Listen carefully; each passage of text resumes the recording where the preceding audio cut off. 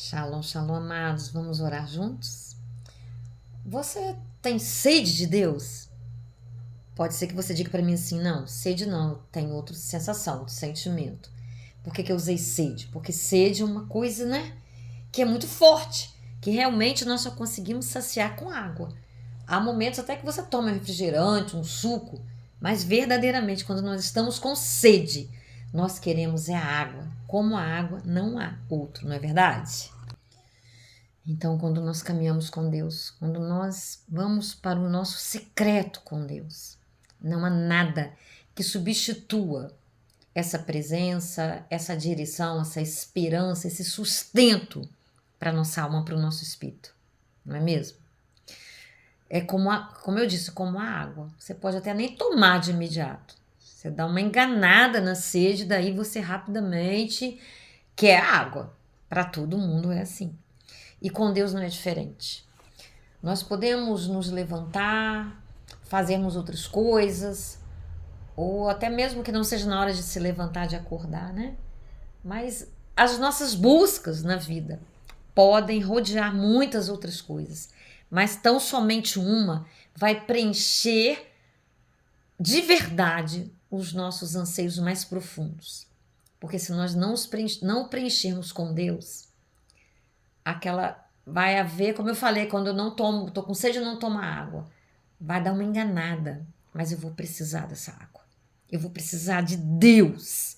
Porque nada substitui a presença dele nas nossas vidas. Nada pode nos trazer a alegria, pode nos trazer a paz, o contentamento, exceto a presença de Deus. Aqui no Salmo 42, né? Foram os filhos de Corá, né? Como o servo brama pelas correntes das águas, assim suspira minha alma por ti, ó Deus. A minha alma tem sede de Deus, do Deus vivo. Quando entrarei, me apresentarei ante a face de Deus. Fico vazio, amados. E é muito bom que a gente sinta isso. Porque se nós sentimos essa falta, essa ausência, significa que nós nunca estivemos com ele de verdade. Porque aquele que tem um encontro verdadeiro com Deus, que experimenta, como diz uma canção, né? Quem já pisou no Santo dos Santos, que era aquele lugar principal lá do templo, né? Antes da vinda de Jesus, onde havia o encontro do sacerdote com Deus. Quem já pisou no Santos dos Santos em outro lugar não sabe viver. Então, realmente, nós experimentamos algo indescritível. E aqui o salmista ele fala, né? Ele dá esse exemplo. E aí, esse secreto aí, esse tempo de oração, esse tempo de ouvirmos a palavra de Deus, não pode ser substituído por nada. Eu ouvindo uma reflexão, eu vi uma coisa muito importante. Nós que temos o hábito de orarmos em língua, né? Já recebemos esse dom e tudo mais. Não podemos substituir, porque podemos orar em língua todo o tempo, como o apóstolo Paulo fala, né? Vamos orar todo o tempo. E ele foi um que também declarou: eu dou graças a Deus porque eu oro em língua muito mais, né? Eu oro muito mais, e por isso ele escreveu 3/4 do Novo Testamento. As revelações que o Senhor deu a ele, frutos dessa intimidade, desse falar, dessa oração do Espírito Santo ali revelando para ele. Então, não tem outro substituto para isso. Esse tempo de nós lermos a palavra, de falarmos com Deus, de Deus falar conosco, porque por mais que nós ouçamos pregações, que nós façamos devocional, como você está fazendo aqui agora, isso são, como nós mulheres, né? Vamos colocar um brinco, um anel, sabe? Isso são, como que eu vou dizer? Em língua portuguesa, né? A gente fala adjuntos adnominais, né? Complementos, os adjetivos numa frase, mas é necessário o corpo ali, né? Aquele, como numa árvore também, o caule, né? Dali vão sair os galhos. São só adereços. O mais importante, realmente, é esse contato. A gente até entende que às vezes as pessoas têm uma certa dificuldade. Elas dizem, mas eu não consigo. Eu leio, mas eu não entendo nada. Né? Então, os devocionais ajudam, as pregações ajudam, mas com certeza, Deus vai te preparar. Ele vai te ensinar Você lê, ele vai falar com você. E à medida que nós vamos avançando no nosso processo de caminhar com Deus, nós vamos compreendendo. Eu passei por isso também. E hoje, né? Você vai lendo e você vai vendo ali, você vai pegando amor. Porque a Bíblia, ela não só contém a palavra de Deus, ela é o próprio Deus se revelando a nós ali através da palavra. É uma carta de amor escrita para nós. Como eu vi um pregador falando, ele falou: eu amo a palavra de Deus. Eu amo até aquela fitinha que está pendurada ali na Bíblia. A capa da Bíblia, sabe? Era a maneira que ele teve de acentuar o amor dele à palavra. Porque é daqui que se retira a vida. É aqui que se retiram respostas para todos, tudo aquilo para a nossa existência. É muito mais do que o nosso manual de vida, mas também é o nosso manual de vida. É como Deus fala conosco. E Ele nos revela, Ele se mostra, Ele nos exorta, Ele nos dá esperança, Ele nos dá a palavra de consolo para nós darmos às outras pessoas. E é tudo de melhor que nós podemos ter. E se nós ainda não temos essa caminhada, mas estamos aqui diante desse vídeo ouvindo isso hoje, pergunta para Deus.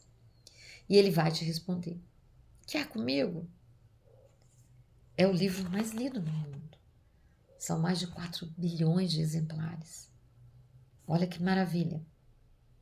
Então, é o único livro que não se para de produzir, que nunca saiu do topo. Por que será isso? Então, são certas evidências que nós não podemos ignorar. Saber que Deus caminha conosco sempre, mas depende de um movimento nosso, de nós desejarmos, de nós termos essa disciplina, a constância aliada à disciplina, né? Todos os dias. Eu leio nem que seja um versículo. Claro que vai ter livros aqui, vai ter algumas coisas que não tem como você ler um versículo, porque vai ficar fora do contexto, não é verdade? Mas lá em Provérbios, né, quando a gente lê Provérbios, ou quando a gente lê Salmos, a gente consegue até ter um só versículo. E outros livros da Bíblia não. Mas então, se você tem pressa, se você no momento ali vai deixar depois. É o agora, sabe? Ah, mas eu não consegui hoje, nos primeiros momentos da manhã. Você está admitindo só à noite? À tarde? Pega naquele momento ali. Nós só temos agora. É bom que a gente se abasteça prioritariamente, como um carro que vai fazer uma viagem, vai trabalhar. Ele tem que parar no posto e abastecer, senão ele vai ficar parado no meio da rua, sem o combustível. Mas Deus é conhecedor do seu coração, das suas necessidades, de tudo, sabe?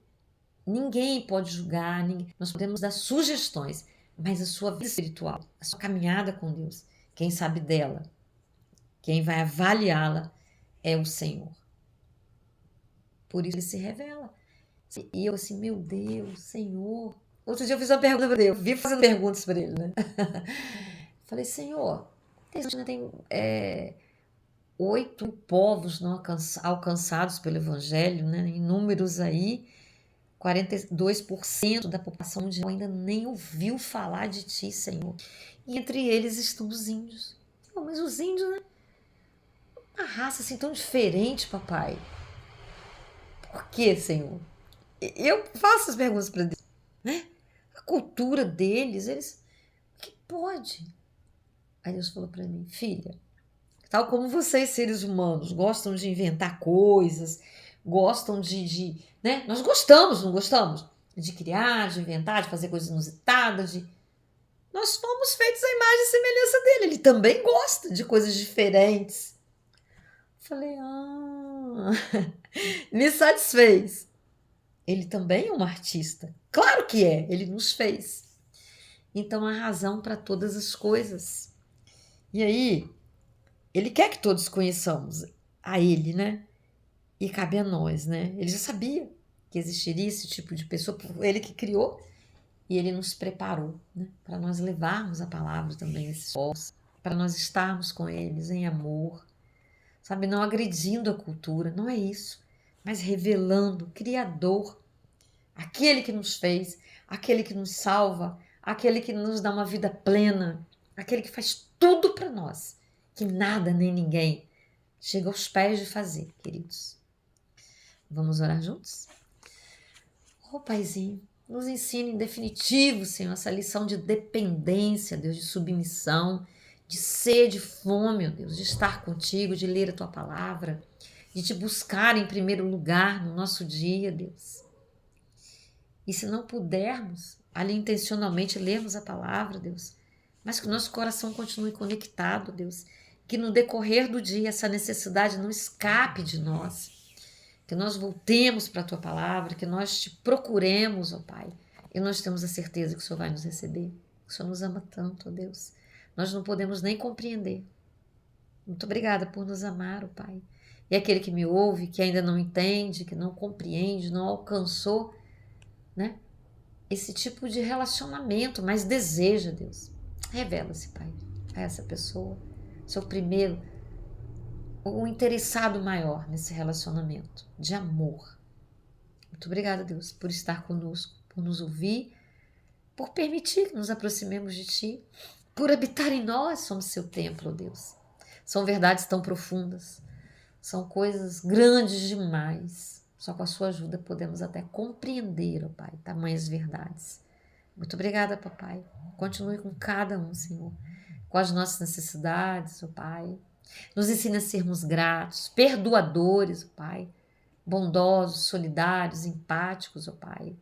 Que o nosso ego diminua para que o amor que o Senhor nos ensina, possa transbordar, ó Pai, sobre toda essa terra, mas principalmente dentro dos nossos lares, as pessoas que estão à nossa volta, Deus, que é a igreja primeira. Em nome de Jesus, amém. Um beijo no seu coração, até o próximo devocional.